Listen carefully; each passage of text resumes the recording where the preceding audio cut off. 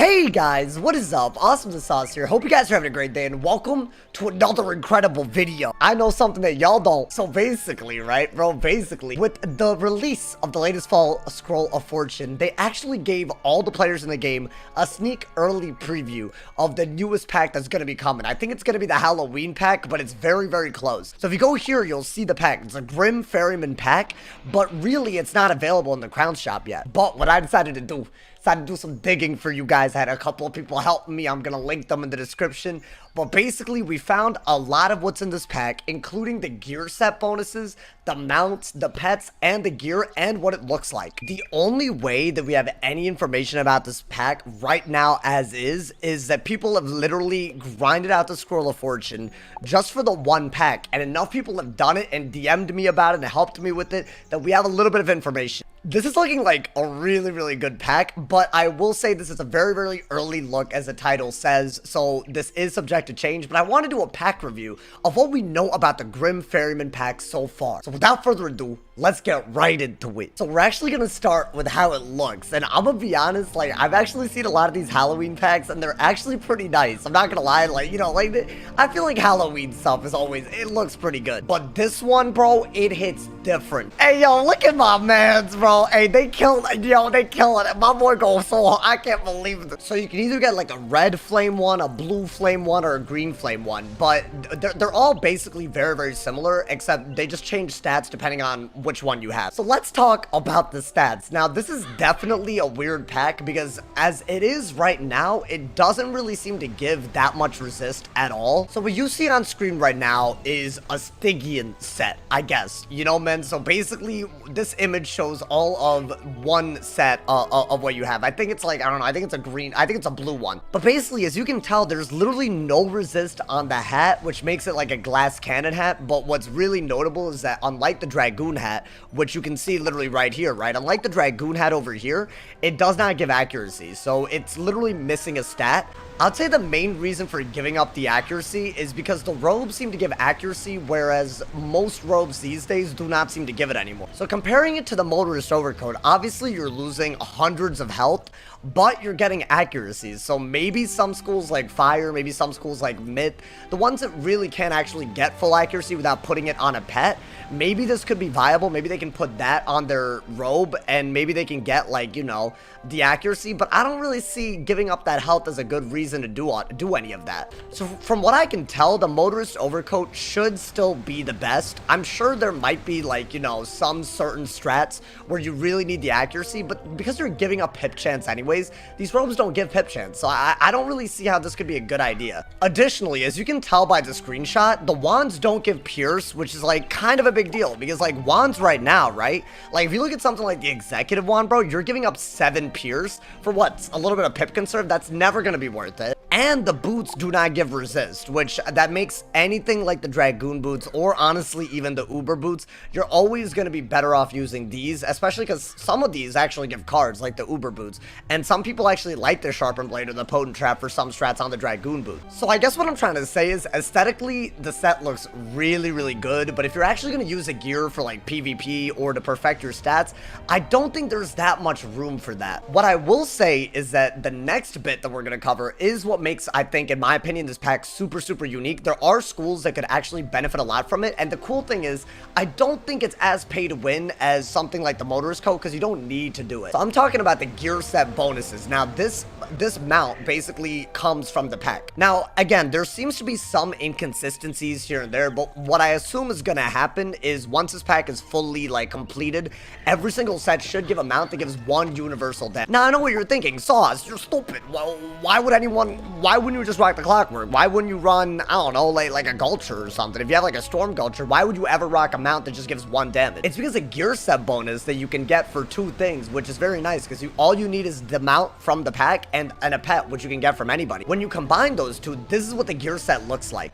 So depending on the school, you'll get anywhere from 1 pierce to literally 2 pierce, and I don't think it actually makes sense to use more than two copies of the set, because no matter what, right? Let's say maybe you give up pierce for the wand, then what? You're gonna run like a random glass cannon setup. Maybe you could get that extra pip chance. I think really the gear set that's important here is the 2-piece. So it's essentially for some schools, if you have the pet, it's essentially like having a Clockwork Courser with a Gulcher at the same time. Now, that does mean that you have to give up whatever pet card that you're currently using on your pet. So for me, right, I would have to give up a Triton and instead adopt a different pet with a card that I might not use as much. So for strategies where the card is very important, like the Fern Lumi or the Maple Moose or even the Ifrit, it's going to be a huge give and take. Like, is it worth getting just a little bit of extra pierce and damage for the gear set? What I find really cool is that one of the new pets from the pack actually gives a useful card, and it's on a school that doesn't really have a pet that's that good. I don't know, man. I've been struggling trying to make a good pet on the death. It's been really, really hard. I mean, I have this random one with Dark Pact, Blade, and Death Scare. It's decent.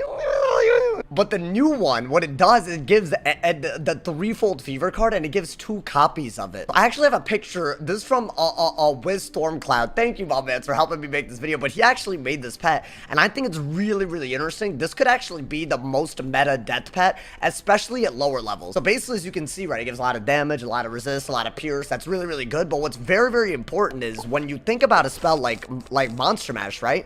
If you can get even 1 3-fold Fever on and you're running Pip Conserve, you could literally just Pip Conserve a 3-fold Fever and you're ready to do many, many Monster Mashes. There's no actual counter to something that does 3 different debuffs on you. And it could work a lot better than Infection, because yes, Infection is good, but it's not that good if someone happens to heal. Sometimes Fire Wizards pack Link. Sometimes, you know, like, Life Wizards just heal nowadays. Balance is kind of availing. I think the spell is really, really good, but the problem is it's very, very hard to find a good way to use it, because there's no guarantee that you're able to keep a debuff on your opponent. There's not always a good turn to Infection or Virulent, but the key is if you have 2 copies of this Amulet of Divine card, right, the 3-fold Fever, then you can literally just do it as early as possible and then just get it out of the way, and you don't have to worry about debuffing for the sake of this card anymore. It also removes from the more complicated combos you would have to do on a death, like Winged Sorrow for the weakness, maybe Dr. Von for the Infection, maybe King Art for the Infection. These are cards where you can literally put the debuff on right before hitting, and it really forces your opponent into a bad spot.